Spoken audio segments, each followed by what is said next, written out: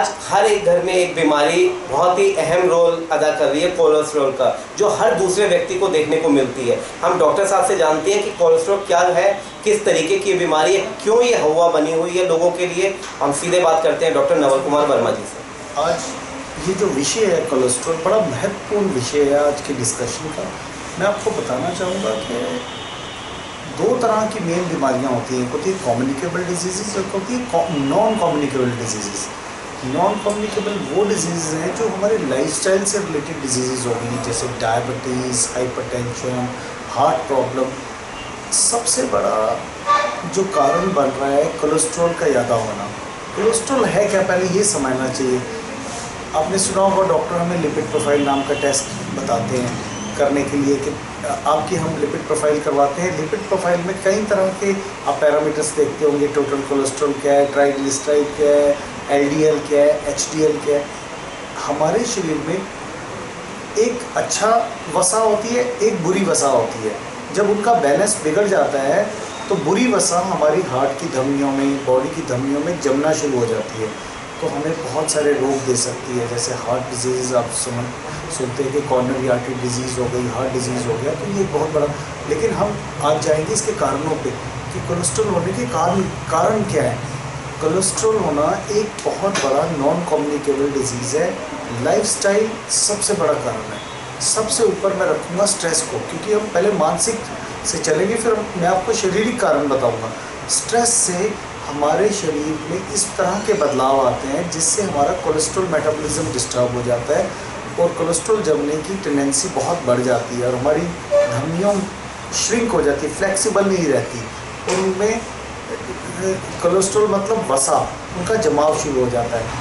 कारण अब फिजिकल कारण पे आते हैं। एक्सरसाइज ना करना, इस प्रकार के भोजन करना जिसमें वसा की मात्रा तो बहुत ज़्यादा है और बुरी वसा की मात्रा बहुत ज़्यादा है। बुरी वसा जिसे हम ट्रांस फैट कहते हैं। ट्रांस फैट वो फैट है जो जैसे बर्न फैट है। अब बहुत ज़्यादा तली हुई टिक्की खाते हैं, बहुत ज़्यादा तला हुआ बर्गर, फ्रेंच फ्राइज़ खाते हैं, जिसको बार बार एक ही घी में तला जाए, वो वसा वाला फैट तो बहुत ज़्यादा हानिकारक है। वह सीधा आपकी धमनियों में जुड़ सकता है और आपके सर्कुलेटिंग फैट को बहुत बढ़ा जाता है।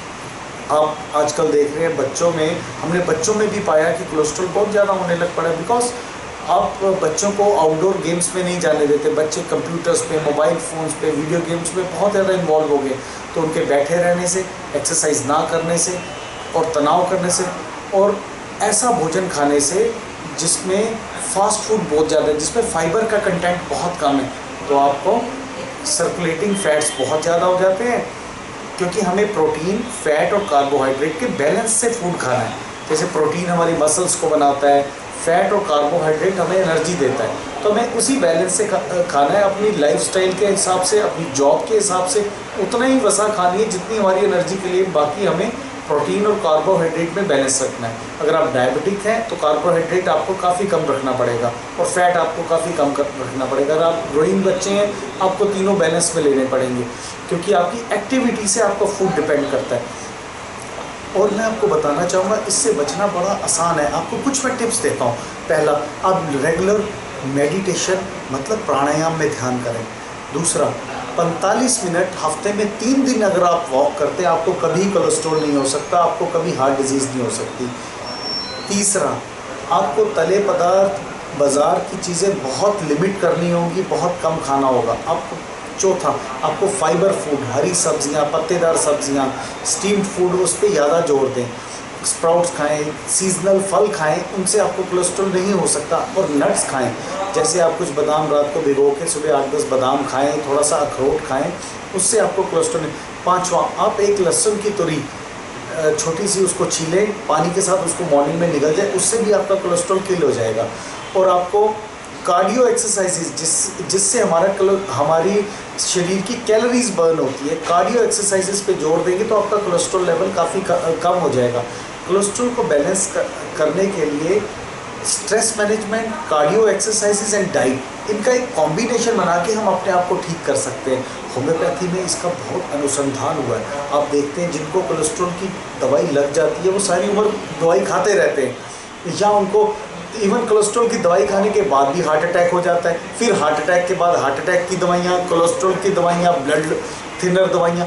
उन सबसे बचने के लिए टोटल अपना लाइफस्टाइल रिफॉर्म करें। जैसे कि आप देख रहे हैं 21 जून को हमारे प्रधानमंत्री वर्ल्ड योग डे कर रहे हैं। ऐसा विश्व में पहली बार हुआ है किसी प्रधानमंत्री को सड़कों पे उतर के राजपथ पे योगा करवाना पड़ गया, बिकॉज प्रधानमंत्री जानते हैं कि भारतवर्ष नॉन कम्युनिकेबल डिजीज़ का एक बहुत बड़ा केंद्र बनता जा रहा है, क्योंकि हमारा लाइफस्टाइल के बदलाव, गांव से शहरीकरण की तरफ आते हुए हमारा लाइफस्टाइल बहुत बदल चुका है। उस लाइफस्टाइल के बदलने से हमारे बहुत तरह के रोग, जैसे प्रोस्टेट के रोग अब बहुत ज़्यादा कॉमन होने लग पड़े, क्योंकि आपकी पेल्विक मूवमेंट नहीं है, आपकी एक्सरसाइजेज नहीं है। कोलेस्ट्रॉल के रोग हर दूसरे व्यक्ति में पाए जाने लगे। कोलेस्ट्रॉल से हार्ट डिजीज़, डायबिटीज़, हाइपरटेंशन, ये सब एसोसिएटेड डिसऑर्डर्स हैं।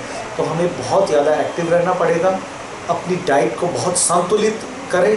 आहार, विचार और योग, मैं योगा नहीं कहा, योग मतलब सब कुछ। आप अपने विचार, मतलब आपको वायलेंस, स्ट्रेस, अपना एटीट्यूड, बिहेवियर, अपने नेबर से अपना बिहेवियर, आपके फ्रेंड्स से, आपके फैमिली के साथ लव एंड अफेक्शन है, या आप एक रोबोटिक ज़िंदगी जी रहे हैं, बस ऑफिस जाना, आना और अपना मिसबिहेव करना और सो जाना? नहीं, हमें किस तरह, हम एक सोशल एनिमल है, हम एक ह्यूमंस हैं, हम एनिमल्स से डिफरेंट है। तो हम एक सोशल बिहेवियर करें, अपने आप को काम क्वाइट रखें, लव एंड अफेक्शन अपनी लाइफ में बढ़ाएं, उससे हम काम क्वाइट रहेंगे। अपना योगा का टाइम निकालें या एक्सरसाइजेस का टाइम निकालें, अपना डाइट बैलेंस करें। इसी के साथ मैं आपको चाहूँगा, आपको किसी तरह की कोलेस्ट्रॉल की कोई दिक्कत हो, मैं आपकी सेवा में हमेशा कार्यरत हूँ। नमस्कार।